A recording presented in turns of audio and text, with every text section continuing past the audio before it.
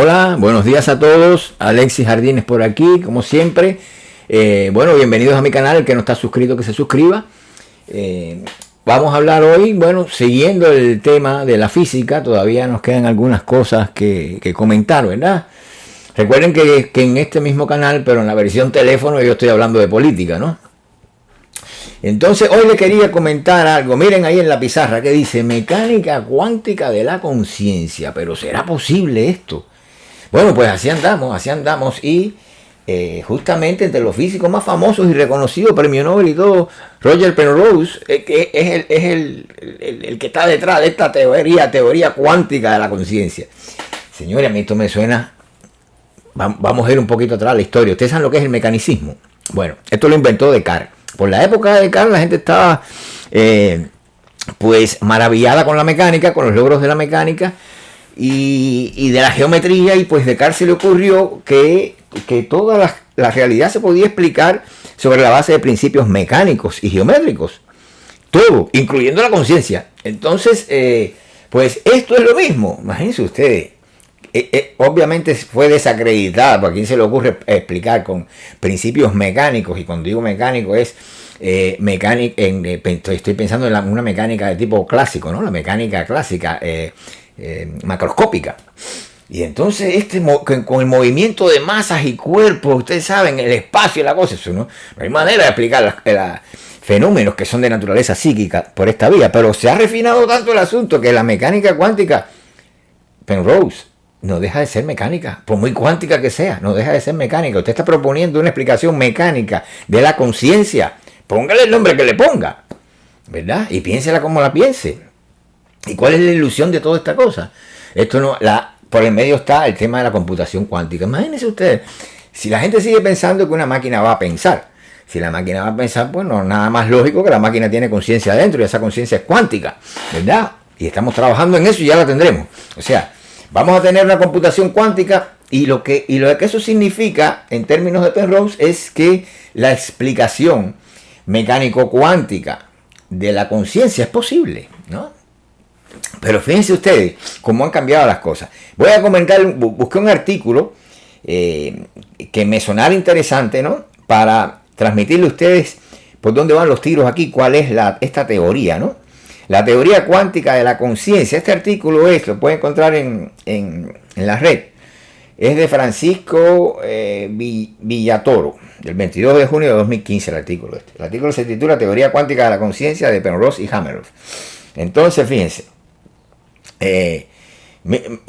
vayan oyendo para que oigan los términos en que se maneja esto. La teoría cuántica de la conciencia de Penrose y Hameroff, llamada reducción objetiva orquestada, tiene su nombre y todo, no se olviden ese nombre, reducción objetiva orquestada, afirma que la computación cuántica en el cerebro explica la conciencia. En dos palabras, o sea que la computación cuántica va a explicar la conciencia. Esto es lo mismo que creyó Descartes, y lo mismo que creyeron todos los mecanicistas que fueron absolutamente desacreditados por la evolución de la filosofía y de las mismas ciencias. Ya esto pasó, ya esto nos pasó con el mecanicismo, pero nosotros volvemos de nuevo, como si tuviéramos la revelación de los secretos ocultos.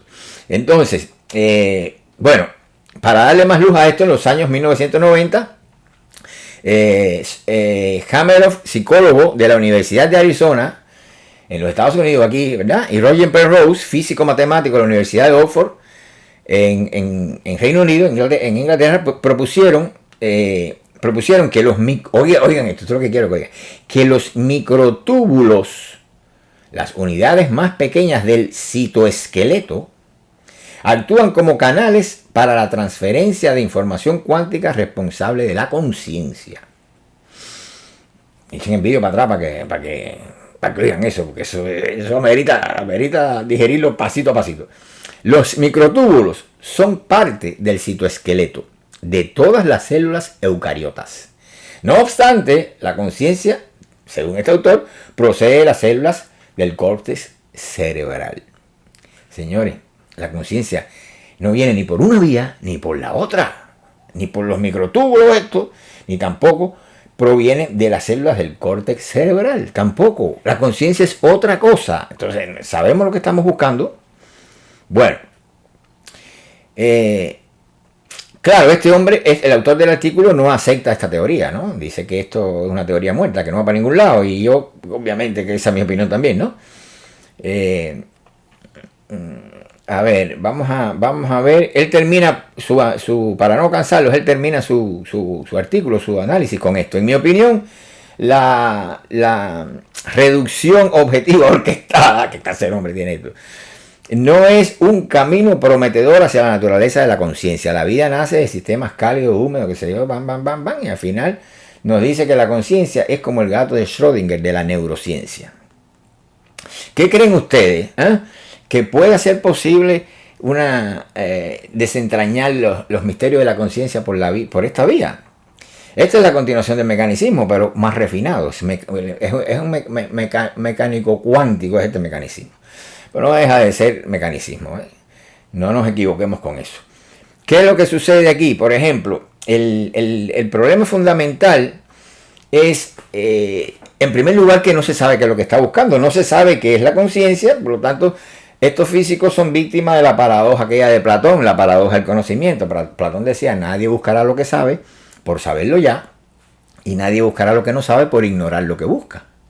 En este caso, no saben lo que están buscando. Por lo tanto, ¿de qué me están hablando aquí si no sabemos qué es la conciencia? Pues de qué se está hablando aquí. Y si supiéramos qué cosa es la conciencia, nos mantendríamos dentro de la paradoja, bueno, hasta cierto punto. Pero lo cierto es que por lo menos sabemos qué cosa es y por lo menos sabemos hacia dónde dirigir nuestros pasos, ¿no? Pero mientras no sepamos, señores, entonces ¿de qué estamos hablando? ¿No? La mecánica cuántica, por ejemplo, ¿qué es lo que pasa con esto? Se lo voy a redondear. Aquí hay una idea, la idea que está de base, y con esto mantengo el hilo de los vídeos anteriores, es el tema del entrelazamiento cuántico, más bien la superposición cuántica, derivada de esa superposición, el entrelazamiento cuántico, y esta ilusión de que las cosas pueden estar en dos estados a la vez, es la que ha alimentado y correlacionada, o sea, entrelazada, vamos a decir, es lo que ha alimentado la idea esta de la computación cuántica. En una conferencia no hace mucho que vi vi el vídeo de la conferencia, una conferencia larguísima de uno de los premios Nobel del año pasado, en este caso Alan Aspects. Pues él terminó diciendo, bueno, todavía no hay computación cuántica, eso es una idea que tenemos, ¿no? Que ojalá se realice y estamos en eso. Pero hay un asunto que es lo que más la lastra, ¿no? Desde el punto de vista físico, desde el punto de vista filosófico, el obstáculo fundamental es que la conciencia no es lo que están buscando, ni está allí donde la están buscando, ¿no?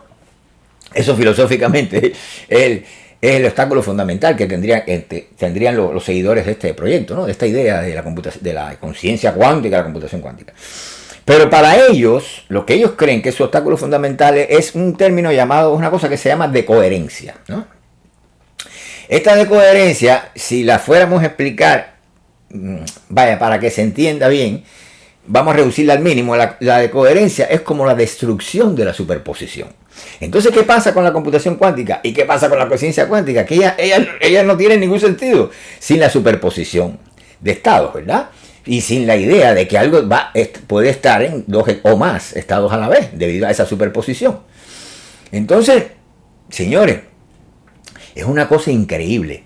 El físico, cuando tiene que atribuirle realidad física a una cosa, no se la niega, y entonces se la atribuye a otra que no la tiene. Es el caso de la reducción de la función de onda, o lo que se llama colapso de la función de onda. La decoherencia destruye la superposición como lo destruye el colapso de la función de onda.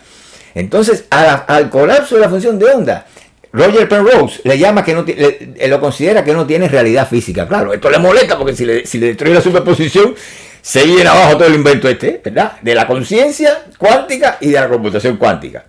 Entonces, la decoherencia los tiene mal, porque ellos no pueden con eso.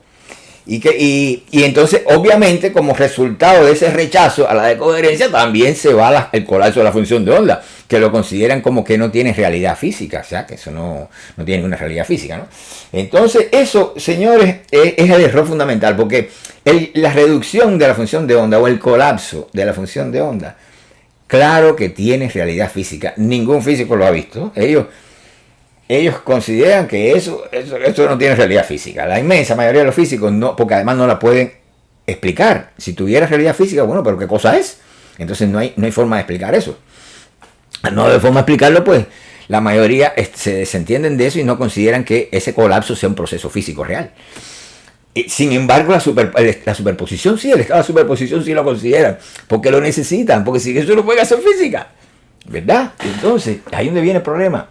Señores, lo que no tiene realidad física es la superposición. Eso es lo que no tiene realidad física. Y al no tener realidad física, la superposición de estado, ¿verdad? Y no lo tienen en la manera que ellos lo ven, al no tener realidad física eso, pues sencillamente ya esto te está diciendo que sería imposible la computación cuántica y mucho menos la idea de la conciencia cuántica de la manera en que ellos lo están buscando. O sea, porque su fuerte, el terreno sólido, el fundamento de todo esto es sencillamente la superposición, ¿verdad? Entonces, yo les decía que es al revés. ¿Por qué? Si usted entiendan una cosa, la superposición es la virtualidad del comportamiento corpuscular. En primer lugar, vamos a la paradoja de PR, vamos a la interpretación de Copenhague, y no se olviden que nosotros estamos hablando de velocidad de impulso. De eso se trata. Eso es la mecánica cuántica. Ya después están inventando y quieren llevarle todo lo que se observa ahí entre estas magnitudes, el impulso y la velocidad, sus correlaciones, el hecho de que se indeterminen, que no se den simultáneamente, etcétera. O sea, el principio de Heisenberg, las correlaciones, todas esas cosas, el entrelazamiento, el supuesto entrelazamiento ese, todo eso derivó de un análisis de magnitudes físicas que son magnitudes físicas reales. Y obviamente en el aparato, en el formalismo matemático, la mecánica cuántica es representada por operadores, porque esa es la naturaleza de ese formalismo matemático. Pero estamos hablando de magnitudes reales, ¿verdad? Entonces eso, tenía que ver con el impulso y la velocidad. De ahí para allá, bueno, si el impulso y la velocidad, si las partículas están en estado de superposición, hablando del movimiento de la partícula, no de otra cosa. Del momento, de la posición de la partícula, de eso es que iba la cosa. Ahora ya se desvió por un lado, que hemos llegado a la computación cuántica a hablar de qubits y no sé cuántas cosas, y resulta que aquello quedó sin resolver. La paradoja de PR lo dejaron así, con esas magnitudes. ¿Cuál es lo que está entrelazado ahí? El impulso y la velocidad. Bueno, pues de eso es lo que tienen que hablar, no de dos pares media, no de Bob y Alice, no de nada de eso. Resuelvan primero esto. Que de eso hablaron Einstein y Niels Bohr. De eso discutieron. ¿Verdad? Entonces, lo que sucede es eso, que creen que la superposición es real y el colapso no lo es. Cuando el colapso es... Recuerden que lo primero que lastra todo esto es la comprensión tan estrecha que se tiene de lo real, de la realidad. Pero si vamos a hablar de realidad en el sentido que la gente lo entiende, esa de realidad actual, de esa con la cual tú puedes interactuar, pues... es el colapso de la función de onda el que tiene esa naturaleza, no la superposición. La superposición es un estado de virtualidad de la partícula. Ese corpúsculo en estado de superposición es virtual. Y para que eso exista, que es lo que dice la interpretación de Copenhague, usted tiene que interactuar con ello, eso que va a ser después un electrón. Si no interactúa, pues eso no viene a cuento, porque no se manifiesta, ¿verdad? Como tal el electrón, y por lo tanto no tiene existencia. Eso es lo que dice la interpretación de Copenhague, ¿verdad? ¿Quiere decir que no sea real? Sí lo es, pero no tiene existencia. La existencia es un tipo de realidad actual, con la que tú interactúas, ¿verdad? Yo existo, el sofá existe, porque lo podemos percibir, interactuar con él, etcétera, etcétera. De eso se trata. Ahora, una cosa con la cual usted no puede interactuar, eso tiene tipo de realidad virtual. No quiere decir que no exista. Si yo te digo ahora Plutón, Neptuno, bueno, existe, pero tú no puedes interactuar con él. Eso está virtualmente coasumido. Hablando en términos fenomenológicos, ¿verdad? Está apresentado, vamos a decir. Y entonces, miren la cara oculta con la luna, por ejemplo. La cara oculta de la luna se da por apresentación. Nunca se ve. Usted nunca interactúa con ella. Se da por apresentación con la cara vista, ¿verdad? Aquella tiene una naturaleza virtual, el lado oscuro de la luna. La otra no, la otra usted la puede observar, usted puede medir la luz, etcétera, lo que quiera, ¿verdad? Y están correlacionadas. De eso se trata, ¿no? La realidad es una correlación acto-virtual. Entonces aquí lo que sucede con el tema de la conciencia es sencillamente, en primer lugar, que no se sabe lo que es, no se sabe lo que se está buscando. En segundo lugar, que depositan toda la confianza en la superposición, y la superposición no se puede entender como que las cosas pueden estar en dos estados a la vez. No lo están, ni en dos, ni en tres, ni en cuatro. ¿Por qué? Porque superposición, acuérdense que estamos hablando de velocidad de impulso de una partícula. Y de lo que estamos hablando es que en la superposición de estado es la probabilidad, o como quieran, la distribución de probabilidad de que esa partícula se manifieste puntualmente, devenga un sólido y usted puede interactuar con ella. En otras palabras, que esa partícula exista en tanto corpúsculo. Si no hay interacción, en el llamado estado de superposición, que es un estado virtual, ¿verdad? Usted, la única manera de atribuirle un poco de más realidad a eso que salga de la matemática es considerándolo como ondas tempóreas, que es la interpretación mía. Como ondas tempóreas, porque usted tiene que tener espacio y tiempo para hablar de partículas, ¿verdad? No puede tener una sola. Entonces, cuando la partícula no está en ningún lugar, o sea, hay una densidad de probabilidad de que la partícula esté en algún volumen determinado, en algún lugar determinado del espacio, pues sencillamente la partícula tiene un comportamiento ondulatorio, ¿verdad? Y en ese sentido, nosotros estamos hablando que esa partícula es como que existe en la dimensión de tiempo, porque no tiene manifestación espacial, y el espacio y el tiempo se dan mediante esa relación de complementación-exclusión. Las dos se necesitan, tienen que estar ahí, pero se excluyen, porque son planos diferentes de existencia, ¿no? Entonces, si usted quiere interpretar físicamente lo que es una onda de probabilidad, pues tiene que entender que es una onda de tiempo, una onda tempórea. Eso es lo que le da el sentido físico a la probabilidad cuántica y, en todo caso, a la superposición de estados, ¿verdad? Pero nunca pensar que una cosa puede estar en dos estados a la vez, no. La partícula o es onda o es corpúsculo. Cuando la partícula es onda, no es corpúsculo. Cuando es corpúsculo, no es onda. No puede estar en dos estados a la vez. Usted la ve así. Pero realmente lo que tiene que entender es que mientras ella está en estado de superposición, sencillamente usted está teniendo que ver con un comportamiento ondulatorio, con probabilidad de localización de lo que sería un corpúsculo si interactúa con él y colapsa la función de onda. De eso se trata. ¿Cómo van a sacar de ahí la computación cuántica? Yo no sé. Yo no sé cómo lo van a hacer. Pero la mecánica cuántica no dice eso. Nos hemos ido por un camino que la verdad es que no sé a dónde vamos a ir a parar, ¿no? Entonces, Penrose tiene la teoría de que la mecánica cuántica no es completa, ¿verdad? Y que la función de onda, como dije, ya no tiene realidad física.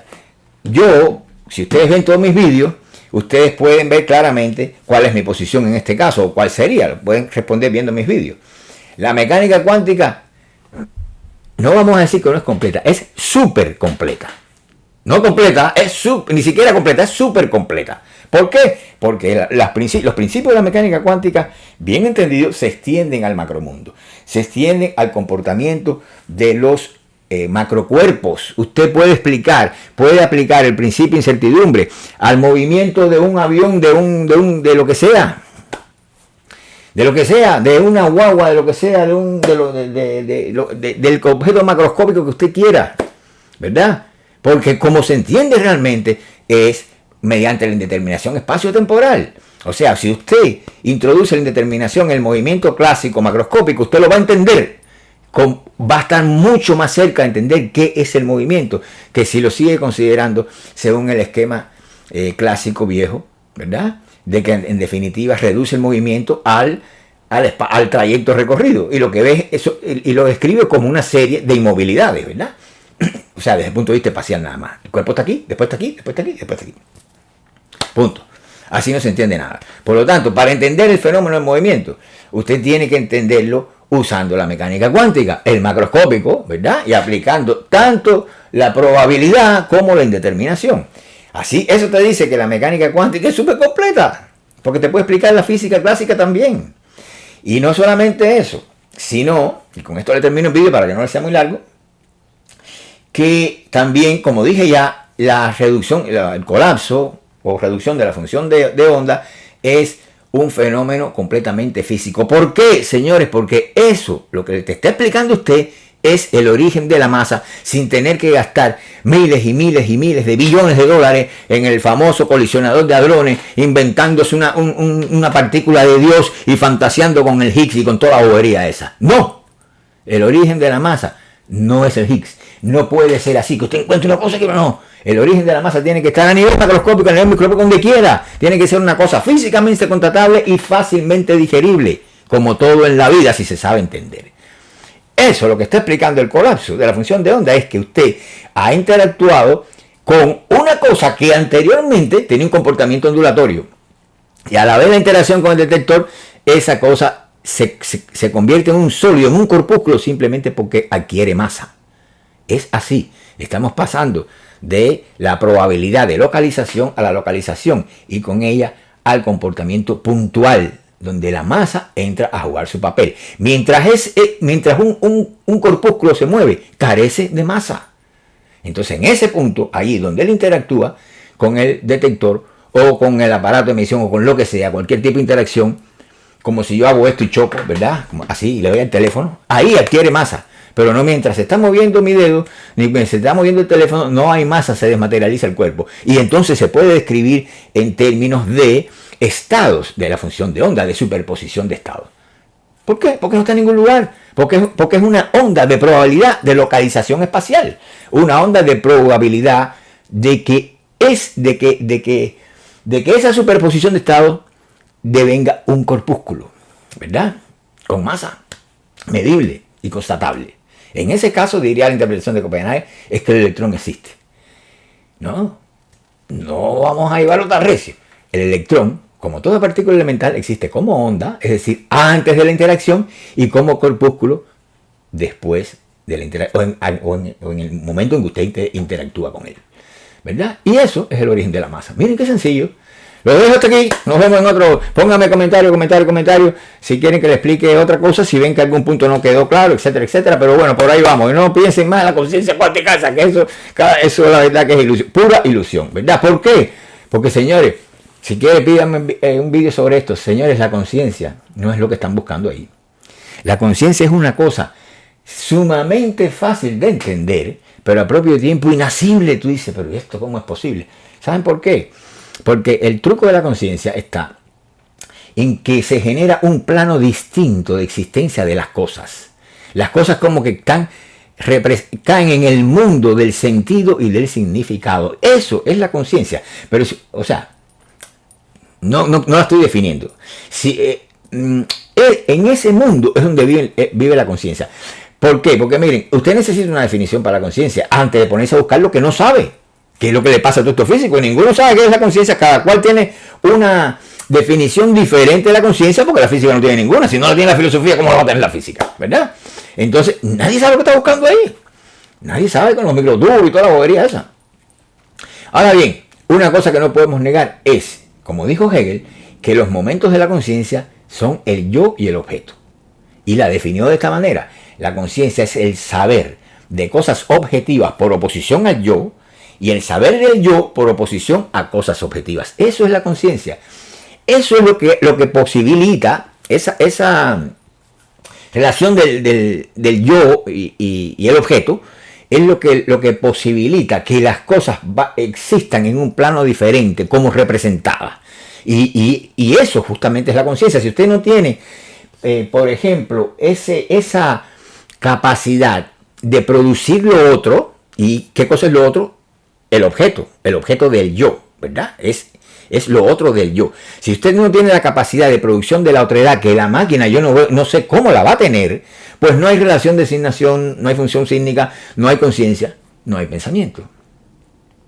Por eso la máquina no piensa, eso es pura sintaxis, ¿verdad?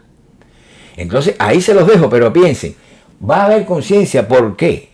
Porque hay un fenómeno que ocurre hacia los 2 años y medio de vida, donde el niño deja de hablar de sí mismo en tercera persona y dice yo.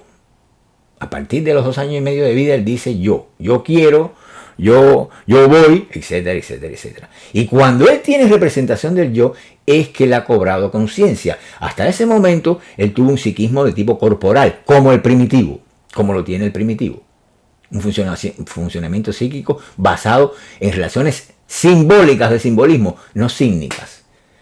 Entonces, si usted no busca la conciencia en el signo, en la representación del yo, en la naturaleza del objeto, en la otredad, la capacidad de producción de la otredad, etcétera, etcétera, de la alteridad, etcétera. Si usted no la busca por ahí, eso no la va a encontrar nunca. Eso quiere decir que la conciencia no está en el interior del cráneo. Olvídese de eso, que no la va a encontrar. Si le pica el cráneo a un ser humano, ¿qué tiene adentro? ¿Está la conciencia en algún lugar alojada? No está en ningún microtubo de eso de conciencia. ¿De qué forma va a estar ahí? ¿Cómo? Si no sabemos ni cómo, ni qué cosa es, ¿verdad? Y si le abre el cerebro a un mono, va a ver que los microtúbulos, eso tampoco va a encontrar. ¿Por qué los microtúbulos de humanos tienen, hay un pedacito de conciencia y no lo tienen los monos? Señores, por ahí no vamos a ningún lado, ¿verdad? Porque la conciencia no tiene esa naturaleza física. Ese es el punto, que la naturaleza de la conciencia no es física, sino más bien significativa, son relaciones de significación, de sentido. Eso es la conciencia. Nos vemos.